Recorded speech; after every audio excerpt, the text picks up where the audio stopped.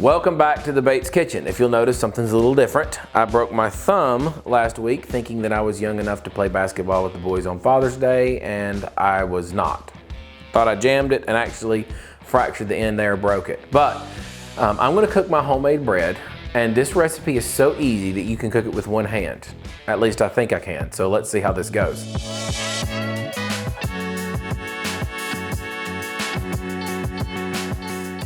Getting right in, one of the most important parts about our bread is the yeast. This is what's gonna make sure it rises. So we're going to proof our yeast, and the way we're gonna do that is we're gonna use hot water. We're gonna go ahead and mix in our sugar and honey, which is gonna help the yeast rise even better. You wanna make sure your water's not too hot, but you also don't want it too cold. I try to hit right around 110. And so I'm gonna go ahead and add some honey to this thing. Got about 2 cups of water, about a 1/4 cup of honey, and I'm getting close. Not quite a 1/4 cup. I'm gonna go just a little shy of that. And then I'm gonna do 1/8 cup of sugar. So I've got my sugar, and we're gonna mix this up in the bowl with the hot water.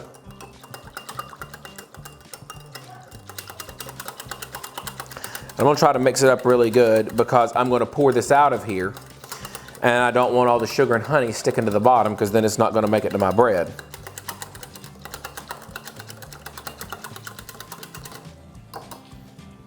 Now that I've got my sweet water, I'm going to add my yeast in. I got about 1.5 tablespoons of yeast here. And I'm just going to cover this and set it aside for 5 minutes. So if our yeast is working correctly, it should be bubbled up on the top of this hot water. And it definitely has. You can see that fermentation is going to town there. So I'm gonna go ahead and dump 3 cups of bread flour into my mixer to start it off and add in all of this, which is the yeast, the sugar, the honey, and the hot water. And then I'm gonna add a 1/4 cup of olive oil. And I'm going to add 1.5 teaspoons of salt. Then I'm gonna go ahead and put on my dough hook, and we're gonna start mixing this up.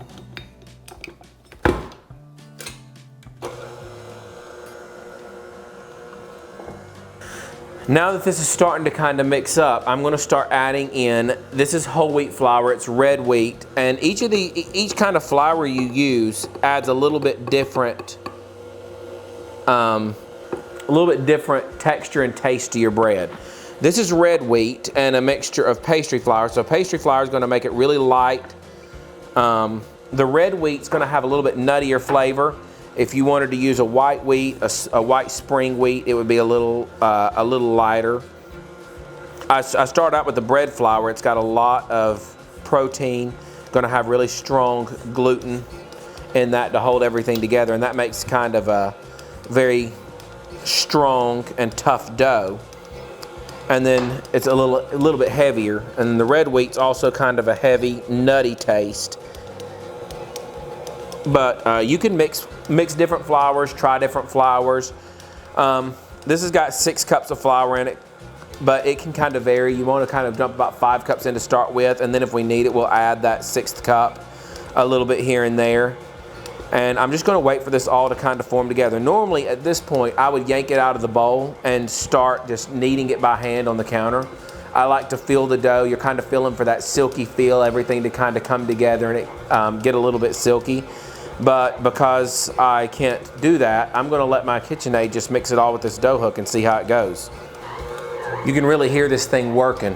It's pulling it in. Anyways, a little more about my basketball game. What happened was Trace threw the basketball, passing it to, I believe, Warden. And I reached out to grab it and just misjudged and caught the edge of the basketball on my finger. And the thing I initially noticed was it turned my fingernail backwards and turned the top of my finger black, and I'm like, ouch, and then I thought I jammed it.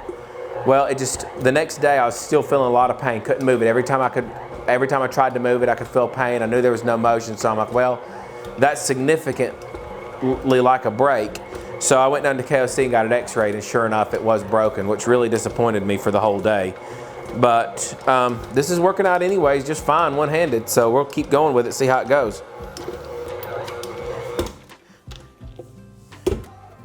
It's hard for me to judge with a mixer. You don't really want to over knead your bread.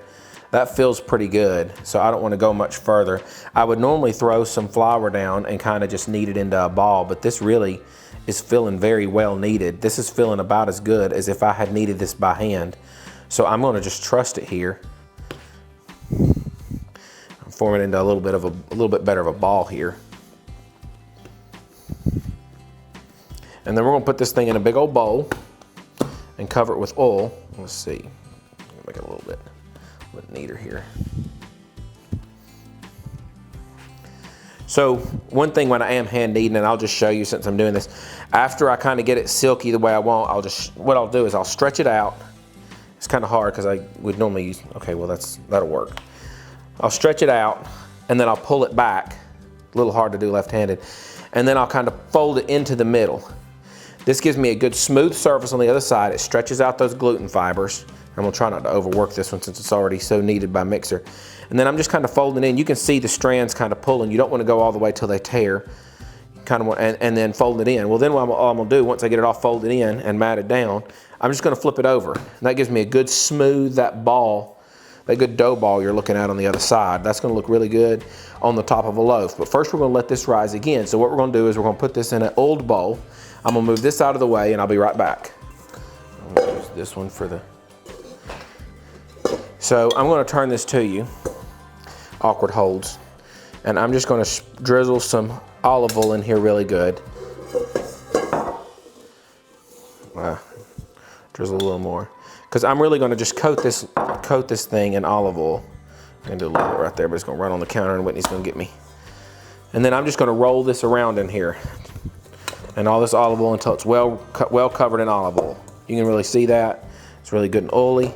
And then I'm gonna cover that with a towel. We're gonna let that rest for 1 hour.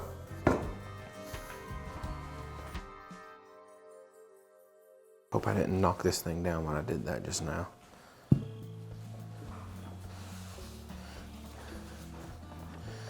So I hope I didn't just knock this down. It was kind of bubbling up the top and I hit the towel and it's still pretty close, you can see, but it's doubled in size.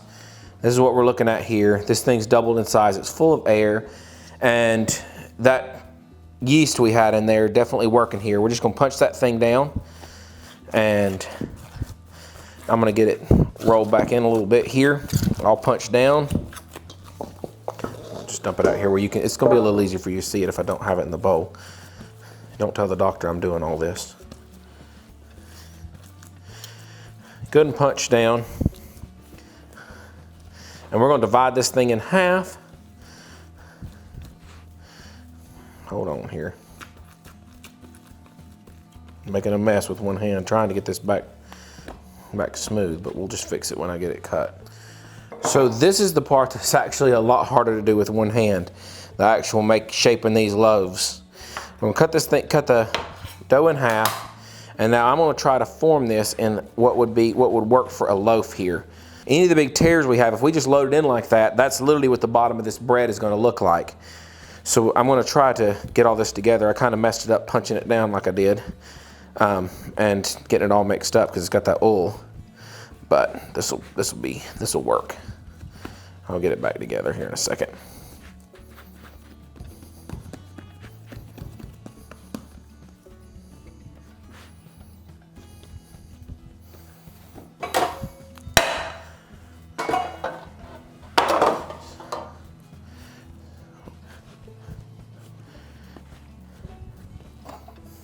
So now we're going to oil our bread pans.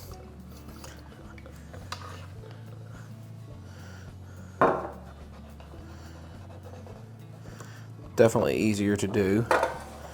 I just poured a lot of oil in the first bread pan, and then I'll just wipe it around in there, make sure I get the sides really good. You want to make sure your bread pans get really clean every time you make bread, because if there's any leftovers or anything that little scrubbies on the side that get missed in the wash, and it's not perfectly smooth, your bread's not going to come out of the bread pan. Then cover the inside really well with oil, and I'm going to drain the excess out. And we're going to pick the longer one and stick it in here. This is just a fuzz longer. And I'm going to kind of just form the top down to fit down on top of this. There we go. Just kind of nicely fills about 1/3 of the bread pan, you can see. And I want the top to be, you know, pretty smooth if I can, because that's what it's gonna look like coming out of there. Now I'm gonna work on oiling this one, and I may need to add a little oil if I didn't pour enough in there. A little different type. This one's a stainless steel, I believe, and that one's carbon steel, I think. But I've used non-stick ones as well. There's a lot of different bread pans out there. I tend to just use stainless and carbon because I don't like all the different stuff and all the different coatings. Here we go. Good and oiled up. I thought I was turning that towards you, but I wasn't. But it's good and oiled up. You can see there's good little layer of oil in it. And then we will pop this guy down in here, and I'll push it down. Same thing. This is a little bit fuller, about half full. But that half, 1/3 full. And then we're going to just set a towel on top of it again, 30 minutes, and let this stuff rise. Oh, here's my towel. So, our bread is rested, and you can see on top of the towel, this stuff is already really risen well. Now, I poked the top of this one when I was moving it. I moved it out of the way and then tried to move it back, so I'm hoping this one didn't fall over here.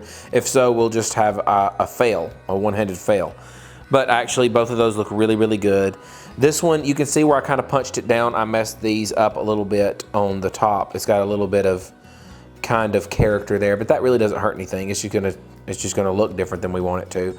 But I think these are ready to go in the oven. So let's slide these guys in the oven at 350 degrees for 30 minutes and pop them back out and see what we got.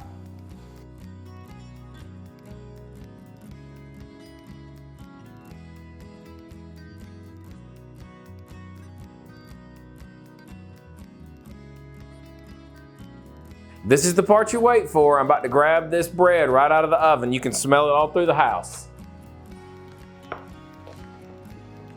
Now, I'm not gonna lie, this is straight up a thing of beauty. You can see a little bit where I was saying I kind of messed up that seam when I punched it down and tried to fold it back over. Just not as good doing that with one hand. So everything you do does kind of show through. Some of the more experienced people I watched use that for art in their sourdough. This is not art, this is just good bread. This one, we'll put this one over here because I think it's prettier. I just love the way it rises up. Now we're gonna let this cool down a little bit. If you try to get this out just right now, you're gonna tear your bread. It's not finished yet. The bread kind of inside, it's gonna keep cooking internally, even though we've got it out of the oven because it's still at temperature. So we're gonna let this stuff cool down to room temperature for a few minutes. Then once it cools down, starts to cool down, I'm gonna rub some butter on the top because I love that on the top of my bread. Then we're gonna cut it out of the pans, put it over here on the cooling rack, let it finish cooling, and I'm gonna go ahead and sneak a piece because if you've ever eaten homemade bread fresh out of the oven, it still has to be warm when you spread that honey butter on it. And while it was cooking, I actually went ahead and made myself some of my favorite honey butter, my family's favorite honey butter, and I've got that already ready to go over here. So, I mean, I'm raring to go. So you really want to use unsalted butter to do this, but I was out except for a brand new big block of the unsalted Irish butter, and holding that's going to be a little difficult for me with this, so I'm just going to use salted butter. I'm just going to wipe it, and literally I just got the stick straight out, and I'm just going to smother it on here. Just going to fill in all the gaps, and the heat from the bread, because it's still pretty warm, is just melting the butter for me, and it's going to absorb down into this bread. If you don't do this to your bread, you're just missing out. You're just hurting yourselves if you don't do this. That shiny butter on top there, look at that. Smooth as a baby's butt right there. Look at that thing. I'm hungry. Okay, the moment we've been waiting for, it's a little bit cooler, so we're just gonna kind of go around here with a little butter knife and just make sure we're not catching anything. If you're catching, then you're gonna have a sticking issue there, and you might even wanna wait a little longer in the pan. This one feels pretty good all the way around. Don't know how the bottom's gonna do, but we're just gonna literally take this with a towel. I'm just gonna take both sides because it's still a little warm, and I'm just gonna dump it out. Look at that. That's why you want to keep them things clean, because it just rolls out just like that. Look at that. Look at that. I wasn't even expecting it to be that good.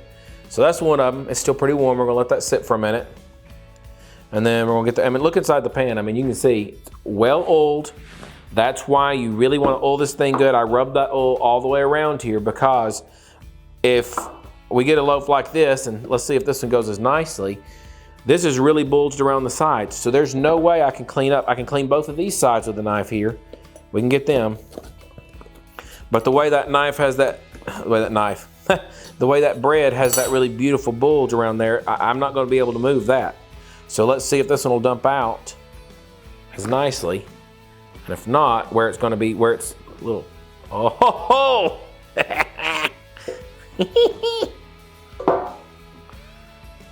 Again, just another beautiful, and look real close at this. Look at how it just got that perfect little mushroom around the outside. There's a good little crusty part right in there that you really want to get the pieces. And this butter is going to make this crust on this really, really good. This is the kind of bread that you're not just, it's great on sandwiches. It's really soft. You'll see when we cut it up. It's a super soft bread. You can use it for anything. It's an all-purpose bread, really.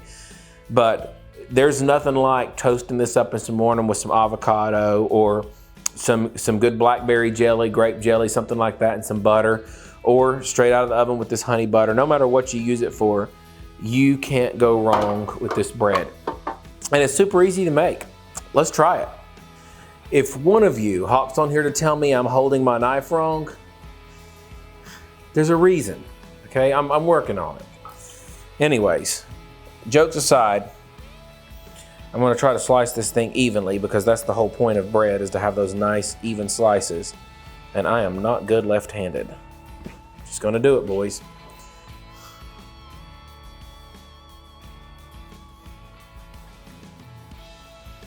Oh, yeah. Look at that. And you can just see, look how spongy. It's very soft. Hold on, let's do another one. This is a lot harder than I thought it would be.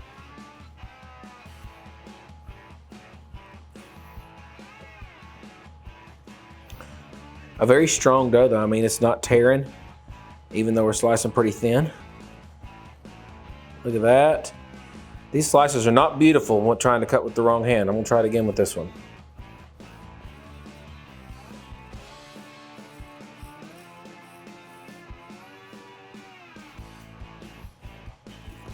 Just look how soft this bread is as I push on it, just watching it.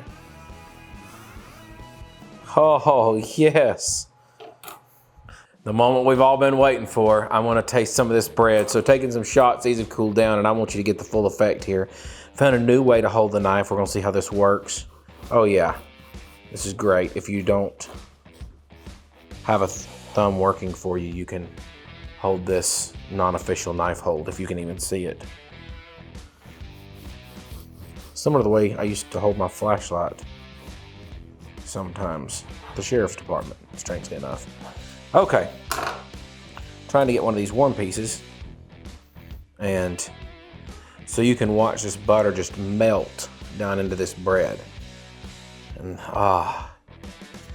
growing up, my family would make homemade bread. Michael would make homemade bread occasionally, and when she would, it was always a big treat for all of us. Look at that, just, I mean, faster than I can wipe it, it's just melting down in there.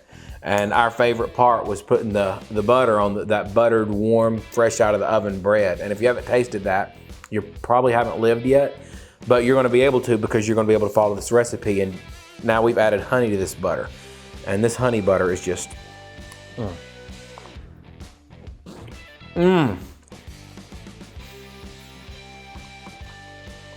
I cannot put into words that warm, pillowy texture of the bread. Just a hint of cinnamon with that maple and honey. There's no sweetness that overpowers the butter between the maple syrup, the honey, and then that little bit of cinnamon in there. It's just,